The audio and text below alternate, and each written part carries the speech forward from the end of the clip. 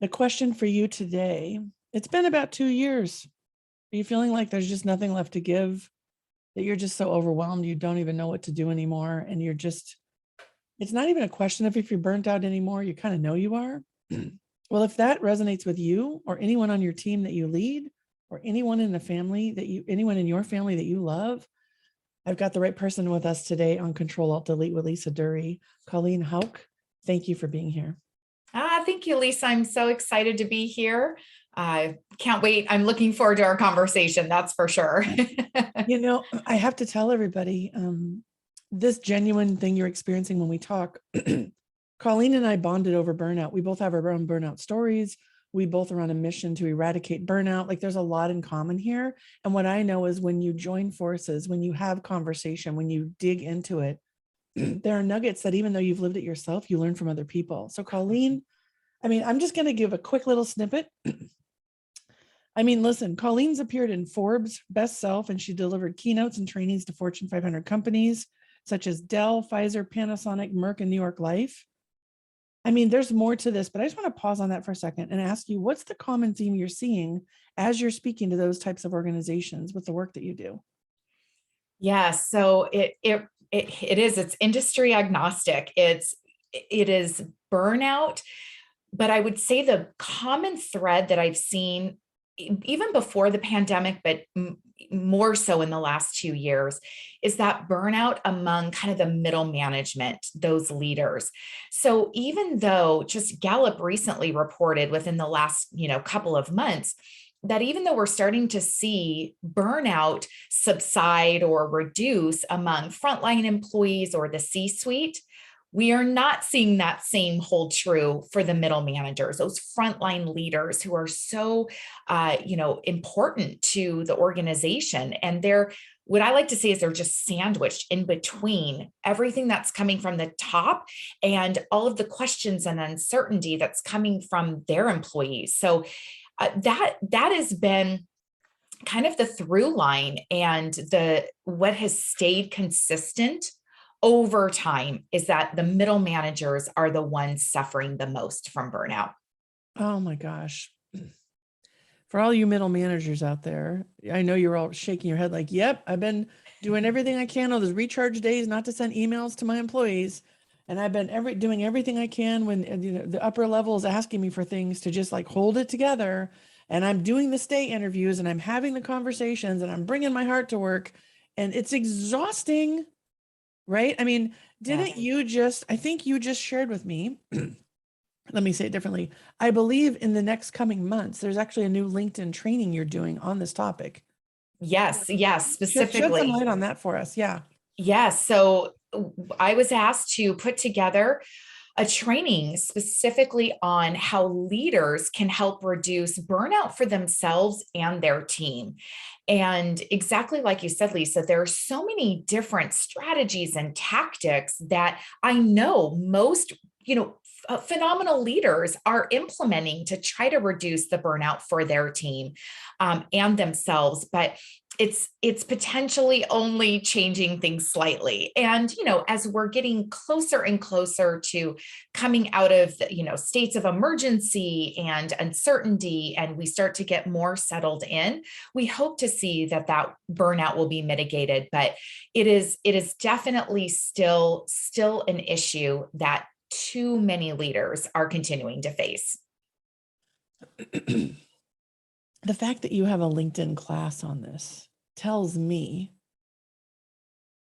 that you know things other people don't, right? Like I always tell you when I talk to you, like, oh my gosh, and I'll read it here, right? You just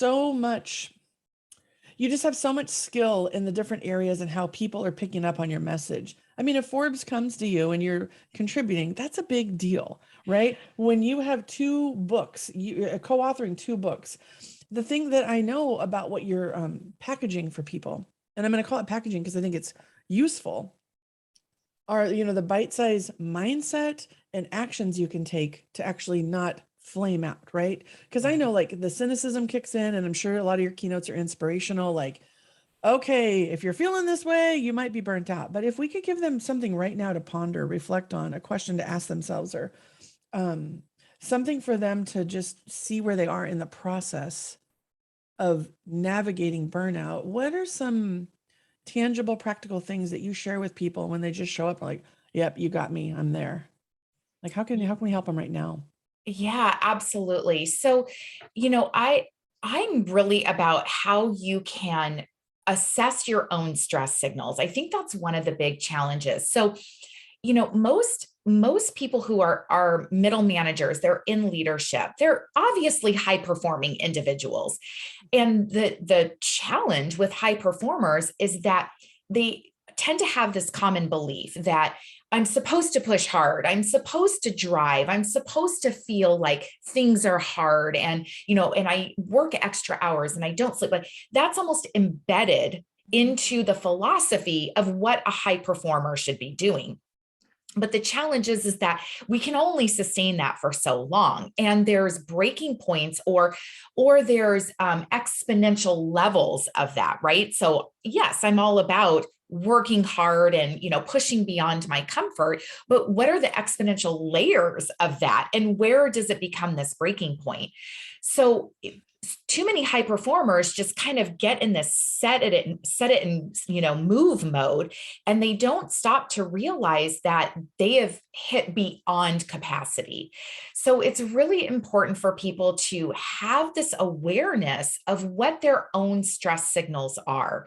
And we're all going to experience stress, right? There's certain good stress that we want to be having, but it's about acknowledging when that stress becomes so much that you need to readjust. So I equate it when I deliver my keynote.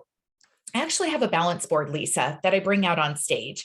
And I take off my shoes, I stand on this balance board, and I talk about how personal trainers want you on this balance board to be focusing on different muscle groups at a particular time. But if you're focusing on one muscle group for, say, several minutes, at some point that muscle is fatigued and it sends a signal to the brain. The brain essentially has two choices: either ignore it and push and push and push through until that muscle is so wiped out, you fall off that board.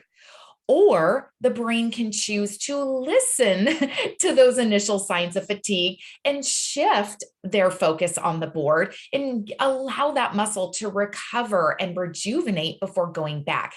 It is the same thing that we need to be doing in our own lives, is acknowledging when we feel that fatigue, when we have that stress set in, and adjust.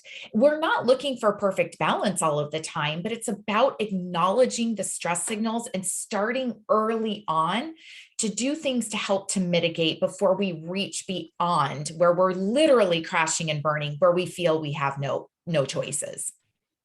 Okay. I love analogies. So anybody who knows me knows I love analogies. Okay. The balance. Okay. We're talking like the little ball with like the flat thing, and you're trying, like when I used to work out, I say when I used to, right? Because I know you are in your spare time, you actually do train people. Yes. But that's what we're talking about, right? The ball that Yeah, has the flat they thing all on look top. different. The one that I use it's round. The ball is really small. So it's not a Bosu ball where half Okay. of it's a ball. It's a Yep. small ball at the bottom with And a you stand up on top of this thing. Like that alone is worth, hello, people, right? Okay. it's fun. So I have to say balance. Okay, first of all, I Mhm. believe balance is bullshit. Yeah. And I think you just proved it because you have to use one muscle at a time. So one of the things that I'm always talking with our clients about, and honestly, I speak about it too, right? Because I think this is why we have such synergy. What I've learned from a great mentor of mine who was a doctor, his name is Dr. Danny Friedland. He was working on some mindfulness classes, and because he's a doctor, he was really looking at the science behind it. And then you have Kristen Neff on self-compassion, and then there's her name, I'm forgetting her name right now, but the three of them combined came out of Danny's.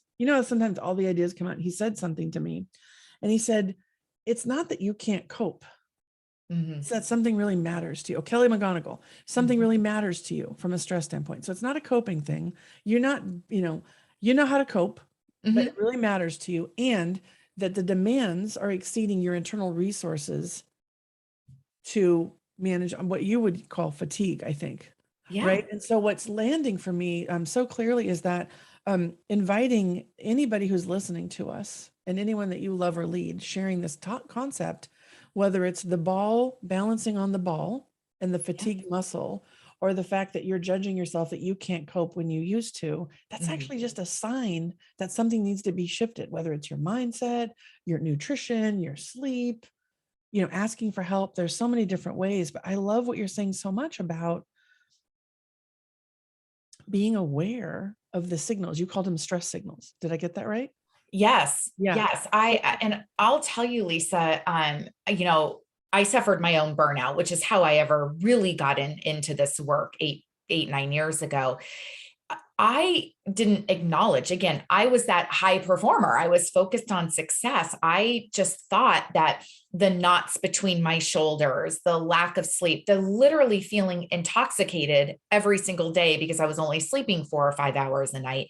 I thought all of that was just what I was supposed to do to be successful. I mean, it's so sad. Early on, I suffered burnout. It took me 13 months, so just over a year before I completely crashed. I think it was by like month 2, my own husband, Matt, he was seeing it. He was already seeing that. And I just refused. So it's so important to be aware of when you're going beyond capacity. And it's not a sign of weakness. In fact, the sign of weakness is ignoring it and just letting it status quo, like let everybody else decide what's happening for you. That to me is more of a sign of weakness than saying, you know what? This doesn't feel right. This isn't working right for me. I want to be at my best self. I want to be a peak performer. And this is not how we do it. So I have to find ways to change. Yeah. For me, I'm just saying amen. If I could like play some background sound effects, I'd be like, oh, actually I might have that. Hold on. Right. I agree with you. And here's what I know. Here's what I know. I don't think I've told this story to you. Burnout happened for me after I became a mom, and I became a mom at 43. So I had my set ways of working as a high performer. My career was on fire. Life was amazing. I really wanted to be a mom. Finally was able to conceive, deliver. And then I kept acting and working like this was just kind of like, I don't know, I painted a room or something. Like, I don't even know. Like, what? You just brought a human being into the world, and now you're new in this role, and you're still trying to keep that role going. And I was doing it all. I mean, it was insane. And one day, so I would take meetings in the car. I would take meetings home. I would run. I wanted to make sure I picked her up from preschool when it was time. And I couldn't find my car one day. So I was rolling my wheelie thing with lower back pain, I looked like Hunchback of Notre Dame walking through, and I couldn't find my car. And I knew I was going to be late. And I just started crying in the parking lot. Like I couldn't find my car. A colleague drives by and says, "Are you lost?"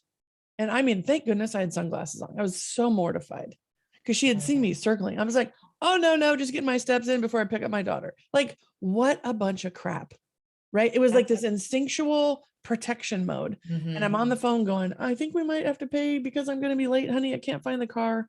And he was like, wait, I can do this thing on the phone and figure out where you parked. And he stayed on the phone with me to find my car. Oh, yeah. And I felt so broken and so incapable and so not able to cope. Yeah. And so horribly unqualified to lead or love or mother or any partner. I mean, it was just awful, but I didn't do anything about it, Colleen. I just kept going that way. So what did we do? We got a tile for my keys so I could beat my keys. Yes. I knew on my phone I started using apps to cope. Right. So I would invite anyone to go, hey, if you're doing all that for the things that you used to be able to do normally, you might be in the zone, like, right. Yes. So I feel you. And the thing, what I'd love to invite you into conversation on is this feeling that I know happens a lot with our clients. Always on, never good enough. We'll replace you tomorrow. The next layoff, your name's going to be on that list. We manage through layoffs. So keep your shit in line. Don't get too shiny and bright, and like stay on track, right? Being led by leaders who are not developed, that are fabulous. Their one muscle in excellence in engineering and tech is there, but the other muscle of empathy, compassion, innovation, creativity, it's never been built. So they're like all contorted. And they're Yes. like, well, why are people leaving? Like, well, I don't understand. And people are burning out like on massive amounts. And so in that kind of, if I could paint that picture for you, Mhm. what comes to mind on things that people can do in their own as individuals, but also as leaders of these organizations? Yes. Well, I'm not surprised that this happens, Lisa. So, Harvard Business Review study shared that the average age that people are promoted versus the average age that they actually receive training in leadership, there's a 9-year gap. So we That is see, so not surprising. isn't I'm this sorry. crazy, right? So we see these amazing individual performers who are promoted based upon their individual contributions for being a high performer. Yet they're thrown into needing to use a skill set that many of them don't even have. And it's not to their fault necessarily. They haven't been born with it, because some people do have some natural born leadership skills, but majority of people need to be trained. And so when you put somebody in who is a great individual contributor, yet they don't have any of the leadership skills, and now they're leading a team of, even if it's one person, right? It doesn't even matter how many, that one person is not receiving the leadership, the guidance, the coaching. So Mhm. I'm not surprised to hear this. Yeah. Yeah. And then these poor people are spinning because they feel inadequate. Right now, they're being set up for failure. They can't do the rest of their new role properly, and they have turnover, etc. So no wonder that this is happening. So so much of this is about awareness. Number one, not just awareness of the stress signals, but awareness when you're promoted into a leadership role, is that it's no longer about you. What you did as an individual contributor, it's not, that was about you. That was about showing your skills, your knowledge. It's not anymore. As a leader, it's having the awareness that this is about others and it's about your organization. And then with that, leading with humanity. That's humanity for yourself, realizing you're a human being, that you need time for recovery, but then also that your employees, your direct reports, they are actual human beings. There's this fallacy of leave your, right, old school business practice, leave your emotions at the door. Well, that's literally impossible. I mean, human beings are hardwired for emotions. So when we realize as leaders, when you acknowledge that you're leading other human beings who have actual feelings, thoughts, past, experiences, they're bringing all of that to the table. And when we can start interacting as just human beings, Mhm. we're literally breaking down so many barriers, and the actual work can start to get done, whether that's combating burnout or becoming a better leader. So, yeah, those are just the top two things that I find myself training on with newly promoted leaders.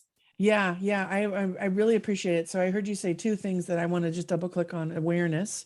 And you Mhm, said not just about your stress, but awareness that your role has changed, mhm, your scope has changed, or it's not just about you anymore. And then you said the word humanity, and I could feel my heart open up a little bit, because one of the things that I know for sure to combat burnout is to recognize you're not alone. mhm. Right. When I Yes. started talking to other new moms who were in executive roles and them all going, I can't find my car either. I was like, oh, okay, we got to do something. But when I was by myself, the shame, the self-doubt, the judgment, that I can't cope, all of that kept my amygdala wide open for alert. And I wasn't able to be creative or innovate. And I knew what I learned. And my burnout was definitely, that was just one example.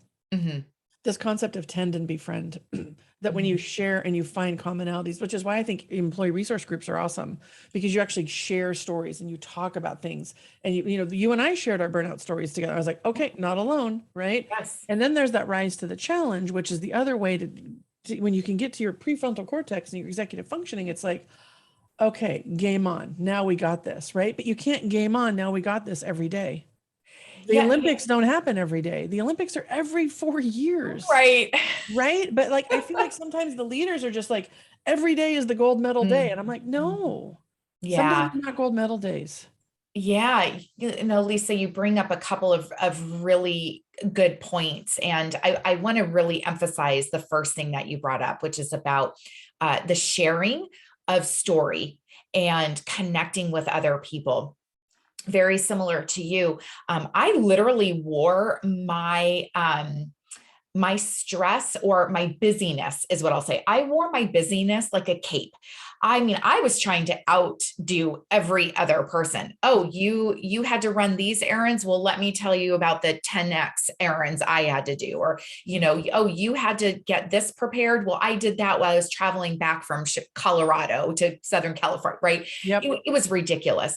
But I did it because it was a cape covering that shame that you mentioned, because I was surrounded at the time. The company that I worked for was just unbelievably talented people. And the female leaders in the organization I never heard them talk about any of their stress. I literally thought I was the only person. Mm-hmm. So about, I don't know, it was a couple of months into my burnout recovery, where one day I'm in the office and I'm in the doorway of a colleague's office. And I just felt compelled to start sharing with her what I had gone through the year prior. I don't even remember what triggered this. And I start literally telling her how, after 13 months, same with you, caught myself just crying. I was crying hysterically late one night in my office. It was December of 2013. I said, I have to quit my job. I don't know how I can be a wife, a mom, and this is impossible, right? I thought this was my only option. So I'm sharing this with one of my colleagues, and she's just staring at me. So finally, I stopped talking. I'm freaking out in my mind. I'm thinking, she thinks I'm a lunatic. She thinks I'm incapable. She's going to run and tell everybody how I wanted to quit my job a couple of months ago. Like I completely screwed myself, right? Yep. So I stopped talking, and she says, I am so sorry I haven't said anything, but it's like I'm looking in a mirror. I just had the same conversation over the weekend. And it was the first time I realized, quite truthfully, that other women were experiencing this. I mean, women in my own office. Yep. So it is so important to be sharing those stories to see that, number one, you're not alone. And number two, how do other people cope with it? How do other people start to recover? The strategies, the answers are out there. We just have to share. Yeah. Yes. This is so, okay. We're going all in on this one, because what I know is for teams. Thank you for sharing what you just shared, Colleen, because when we work with teams and you design the meeting, let's just say, how might we make meetings more useful to combat burnout? Well, I'll tell you, number one, you design them to create space for conversation, that it's not a one-way dialogue. And you can do it two ways. When are you at your worst and when are you at your best? And you ask everybody that question. And guess I do this all the time. You know what happens? Me too. Yeah, when you're at your worst, I'm cynical, I'm grumpy, I wear the cape, I'm one-sided, I'm opinionated. When am I at my best? Relaxed, in the flow, curious, right? So when we do that with teams, you can feel the energy shift. And I say, so how might you leverage this in your team meetings? It's one thing for us to facilitate an engagement, but we just gave you this tool. And so what I'll say to anyone listening is to even come up with your own, I used to call them weather reports.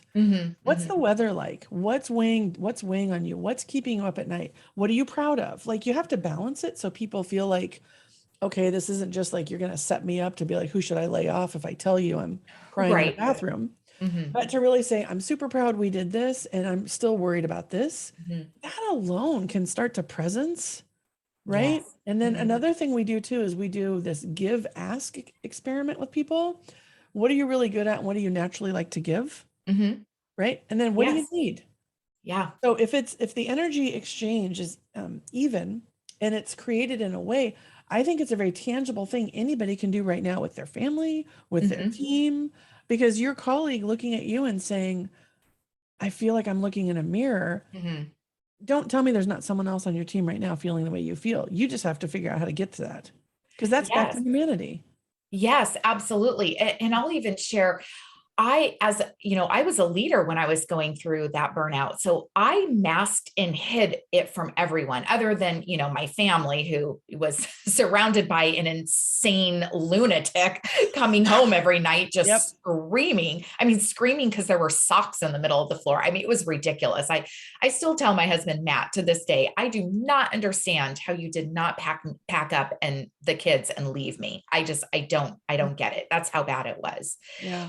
But at work, nobody had a clue. I mean, I showed up like I was some kind of rock star, just killing it every day. And what happened again after the recovery, when I started sharing my story with I remember this like it happened yesterday. I'm traveling with one of my direct reports, and I just start telling him how, I'd only been sleeping a few hours, and we've been going through this multi-million-dollar contract negotiation at the time.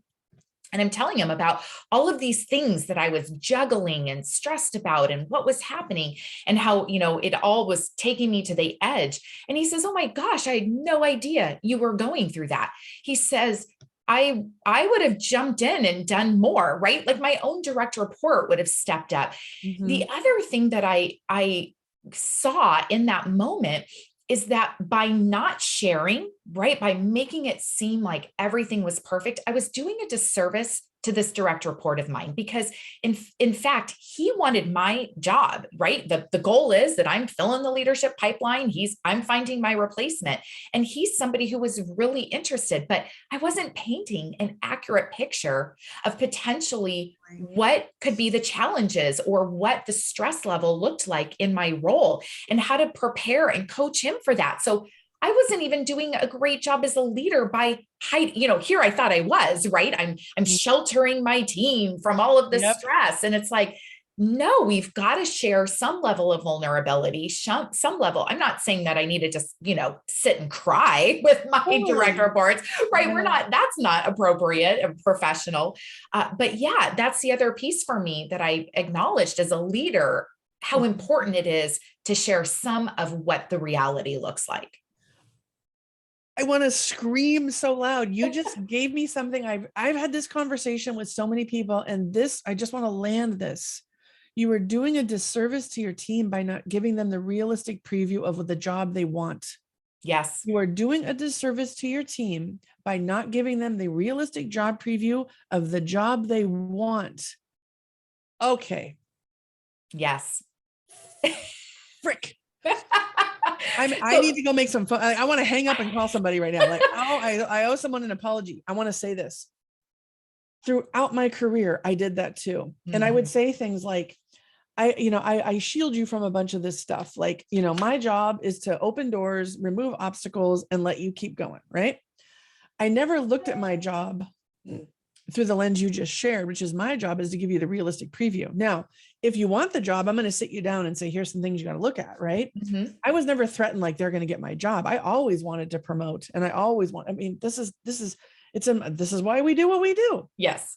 Yet when I was in the emergency room, my colleague and I were working until 7:00 at night. And I politely say, I think I'm going to take myself to the emergency room. I got this like weird pain going up my arm and up my neck. And I don't even want to Google if it's a heart attack, because I might just have one if I think it is one. Right. I'm just going to mosey on down. I'm bringing my laptop and we'll finish the slides. Right. She says, hell no. Are you driving if you think you're having a heart attack? At least let me drive you so you don't kill anybody. This was her words. Yeah. I'm like, good point.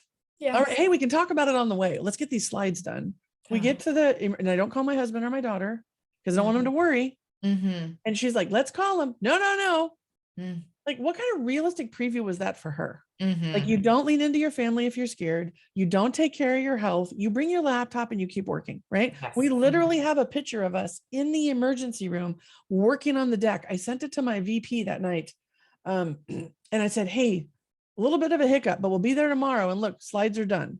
I still have this picture. It is like, what in the hell? It's like the epitome of everything that we're talking about, Lisa. You absolutely. And I never thought until you just said that. So I hope this is a wake up call that someone gets this message, because I didn't, and I still had the recovery, and we are still talking today. And she was like, I just want to help you.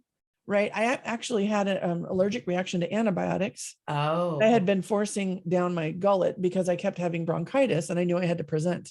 Like, the whole thing is so obvious when you're not in it. Yeah. However, I never once looked at it that way, Colleen. I'm so grateful you brought that up, that shielding everything and never talking about, I'm balancing all this, or I'm worried about this. It doesn't make you weak. You're actually helping the person see if that's the role they want to be in. Absolutely. It's like, okay, mic drop. Like I just like, what just, that is so good. So this stems for me from childhood. I'm an only child. Was raised by two amazing parents. They are just the most wonderful people. And they wanted me to be raised in a very loving and peaceful home. So my parents legitimately never argued in front of me. Now, while that provided a sense of safety, and I wouldn't necessarily ask that to be changed, I didn't, though, as I became a teenager and young adult, understand how to have a disagreement or a constructive type of argument with somebody.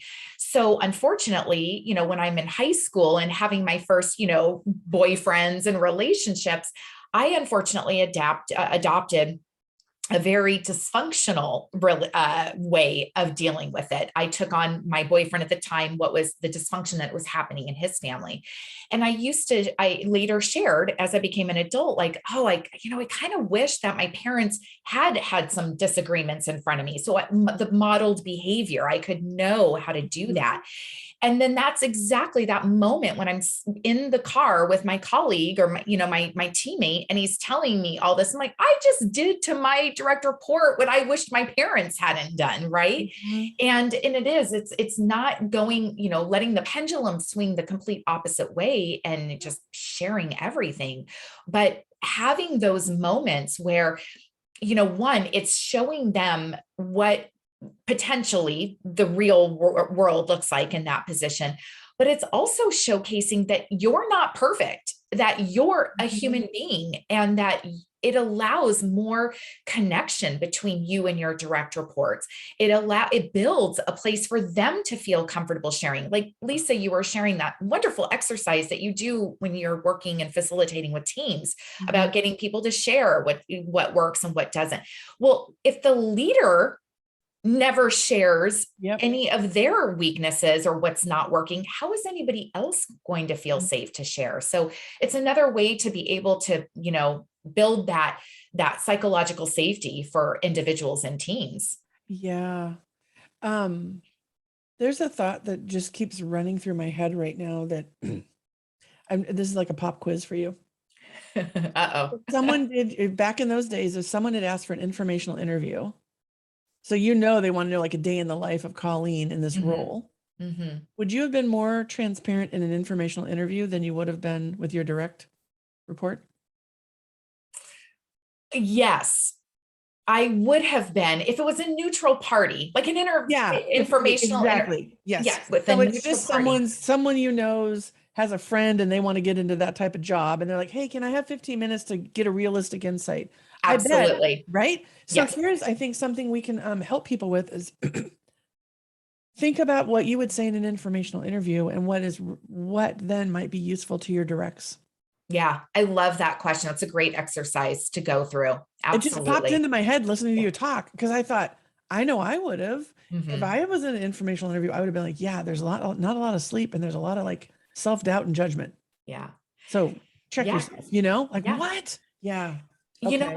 As well as I think it would have, that approach, Lisa, also would have helped going full circle back to what we were talking about at the beginning, which is then the awareness for yourself. Yes. So asking, if I had been asked that question and started to answer, well, you have to do this and this, I would have had some awareness early on.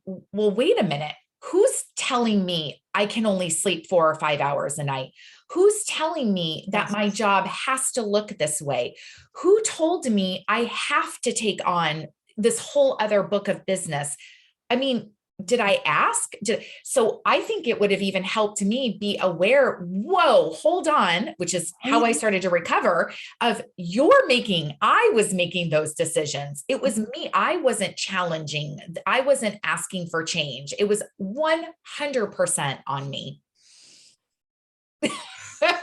Mr. OMG. Right. Yeah.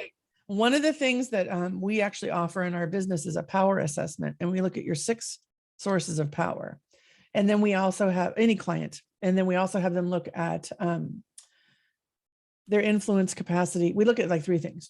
How you're leveraging your power, where are you influencing? What do you look at influencing when you do it? And then also we look at like your natural modes of operation and your strengths. And inevitably, especially for the female leaders, because I do a lot of work with women returning to the workforce in tech after taking a break, this personal power, the knowledge power, right? You knew it all, but you were giving the power away, even for in your own decision making. You weren't even asking the question, right? Because I know I did that. So I think the big offer right here for anyone listening is ask, where are you giving your power away? What assumptions are you making? Have you said yes and yes, happy to take that project on, and what needs to drop or get reprioritized? Right. Or yes, and totally get that this is a critical. And here's the other three things you told me are critical. Can we have a conversation? Because I think the word no, people are like, oh, I can't say no. So I say, fine, say yes and. Right. Yeah. Use that as the connector to go ask the question, because I didn't do that either. Colleen, I never yes and. It was always a yes. And I was Absolutely. so famous. Oh, my team used to say, it's the right thing to do, right, Lisa? I'm like, yes, it is, right? Like that. And I'm like, what's the right thing to do? Like, be fully present at work and get amazing results, and be present at home and have loving relationships.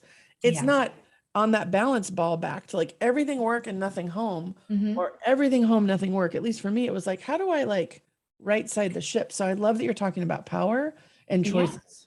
Yeah. So there's two things I would say. So thinking about that balance board, now there are times where you do focus in or kind of shift that balance into one part of the board, right? So I often use examples like, for those who work in accounting, right? CPAs, your January through April is going to be a little bit more focused there. And that's okay, as long as you don't stay there beyond capacity, right? That you are aware of what those stress signals are and you start to shift.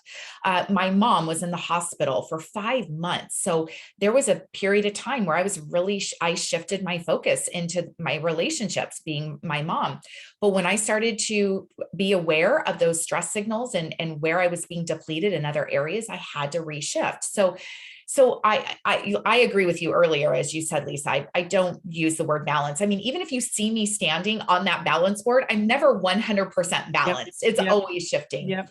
Yeah. But then with that said, as you mentioned, this yes and the power, that brings me to the number one thing that I share with individuals, and this is leaders, frontline employees, the C-suite, for goodness sakes, is communication has to be there. We too often make assumptions that people know what you're going through.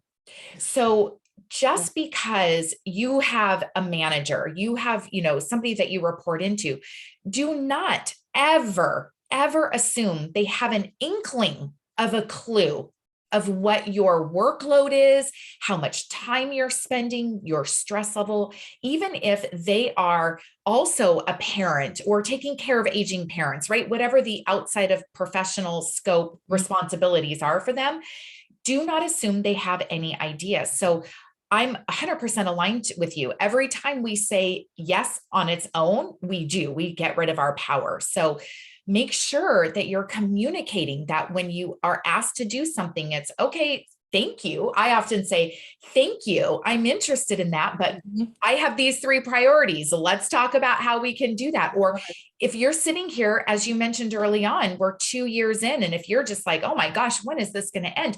I challenge you. Have you sat down and had a very realistic conversation? And one time doesn't cut it. And it's about going in from a place of solution and collaboration. But don't assume, just do not assume. I love it. I want to go back to your high performer piece too, on what you're saying right here. High performers, in my experience, and dare I say I am one, a high achiever, I think is the word we want to use. High achievers, like we strive, we have a lot of capacity, we can get a lot done. Don't necessarily value themselves as they value others. So I found myself pushing on all of my team, take your vacation, block it out. I won't bug you. It's okay. But yet I wouldn't do that for myself. So if I could have ever asked for one thing from anyone who was my leader that I reported to, I would have said, hold me accountable to my vacations. It's not something I'm good at. And then I would have been able to tell if they were really had my back or not, right? Because so many times they're just like, yeah, we'll just, when I'll never forget going to unlimited vacation time, right? It just, and everyone's like, it's this wonderful thing. I'm like, oh yeah, all those high achievers are screwed. Right. They got nothing to hang on to now to be like, well, I'm going to use it or lose it. Nope. It's like someday, it's the someday vision. So I Right. think knowing yourself enough and asking for what you need from your leader too is something in the communication lane that you're talking about that I wish I would have done more of myself. And I was really good at protecting my team and always, isn't it your daughter's birthday? Why don't you take that day? Yeah. Isn't there something going on? Like, didn't the green card come through for your uncle? You should go there, like, because I knew what was going on in their lives, but Yeah. I never did that for myself. No, Even no. now, I still struggle. So I have a team around me. I'm like, help me out. And we block days and I plan for it. But it's a muscle I didn't build either. And it may be from childhood too. I don't all roads lead to childhood at some level, right? It's how we're formed, right? Well, yeah. I mean, So, if you were one of those, children who worked hard and you received good grades or praise, like that just became, your second nature of this equals that. And so you're always going to do this, right? yeah. And because you, Lisa, are a caring human being and you care about your team, you don't want them to suffer, but you just still continue to do this equals that for you, right? And I did the same exact thing. I know you did. Yeah. I know. One of the things I didn't say, I just want to land this for you that Colleen spent 15 years in corporate world. Okay. She specialized in training and leading sales teams. And I live in sales land too. And you and I both know you want to talk about achievement oriented. Like you don't make your number, you don't have a job. Yes. Okay. So let's not let that get lost in all of this conversation that we're having. And your leadership and professional and personal development skills were honed when you had your own burnout, which you actually had the negative effects of poor leadership and lack of self-care. I think that's just weaved through everything we've talked about today. And I just want to talk about the concept of self-care before, we transition into how we're really going to land this for people. I don't think it's bubble baths and massages. I love bubble baths and massages, but when I was burning out, that was not going to stop it. So when we go back to, it's been 2 years and you're barely hanging on, and I'm like, hey, go take a bubble bath. They're like, really?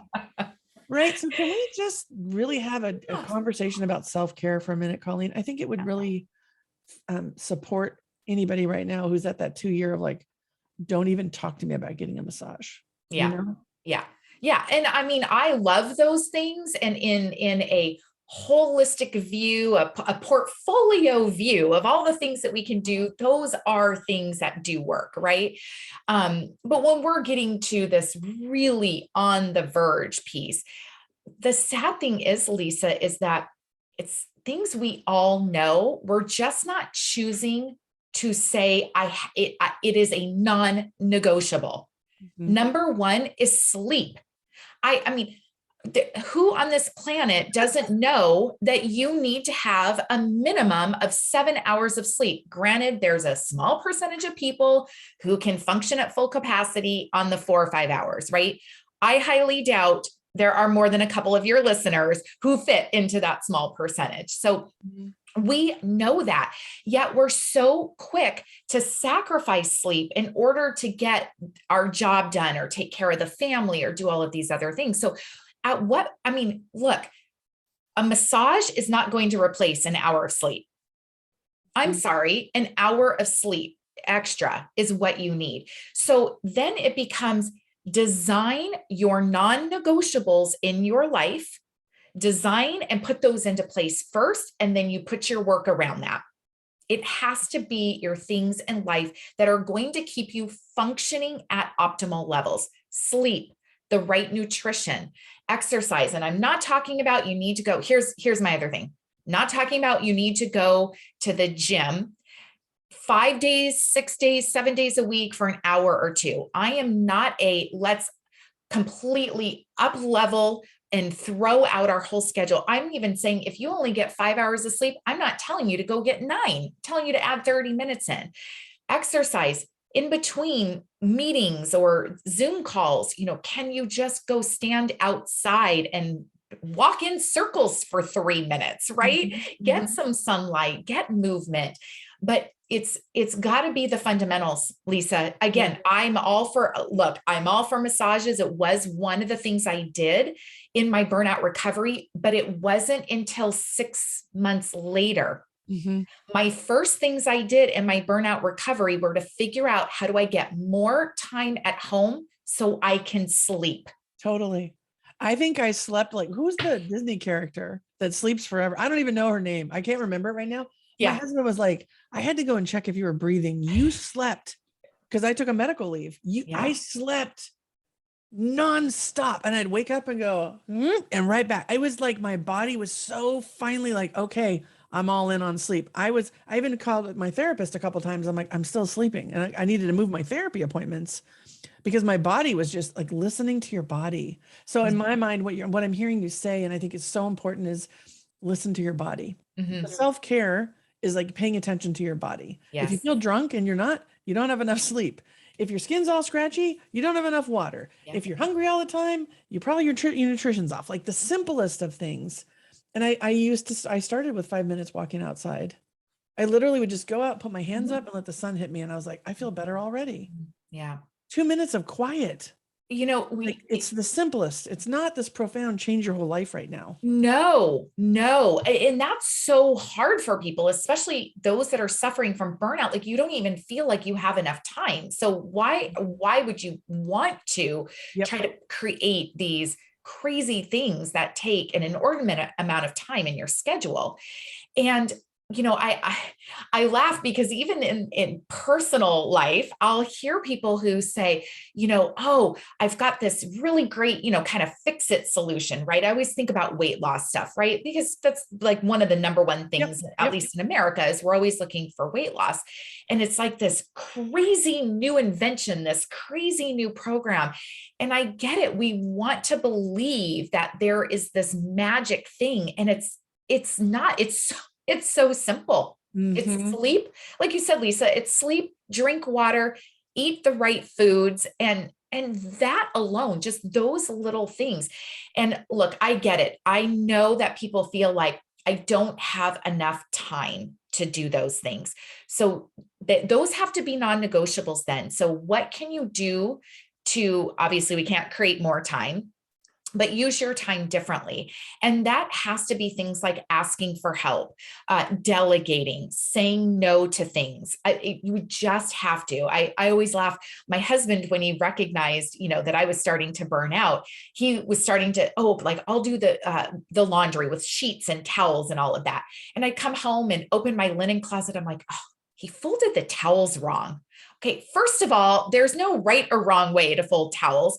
And secondly, who's going in my linen closet to judge how my towels look? Like, that is just absolutely ridiculous. So we have to be able, as high achievers, to let go of the things that we don't need to be high achievers at, so that we can take care of ourselves in the most fundamental ways. I've enjoyed this conversation so much. I've learned, I've laughed. I mean, we went from awareness to, balance balls. We've talked about communication at the organizational level, what you can do on individual level. I love the non-negotiable conversation because it's not a massage. I mean, maybe that might be your non-negotiable, but if you're not sleeping, a massage ain't going to do it for you. Right? Correct. And I also know music. So every listener is going to know music really can elevate and help you be creative and help you feel grounded. I'm so curious, what's a song that you go to when you want to raise your energy? So the funny thing is, Lisa, that the song I'm going to share with you makes it sound like it's a song that leads you to burnout. Yeah, that's awesome. So I want to caution. But my song is Unstoppable by Sia. And the reason why, first of all, just if you listen to the words and the energy behind the music, I tell everyone they need to have a walk-on song, right? Professional athletes, they have walk-on songs. I'm a speaker. I have a walk-on song. That's my walk-on song. And it's the thing that just makes you feel powerful, that it just reminds you that even when you are hitting burnout, you're unstoppable. Now, that doesn't mean you're doing everything. Exactly. Yeah. Yep. It doesn't mean you're doing everything. It means that you are being creative and taking care of yourself, being aware, I'll say, being creative, being aware. And when you do that, you are unstoppable. You may not know all of the answers now, but trust in yourself that you have the resources. You can figure it out. I love your song so much, and I will just tap into that anybody who feels like they have no choice, they have no power, this is all life is, go put that song Unstoppable on and ask yourself the question, what's the smallest, most immediate action I can take right now to fuel myself, right? Not to deplete myself, because burnout's all about depletion, but what can you do to fuel yourself? What can you do to connect with someone else? How might I be unstoppable? Might be the question. Like, what can you do?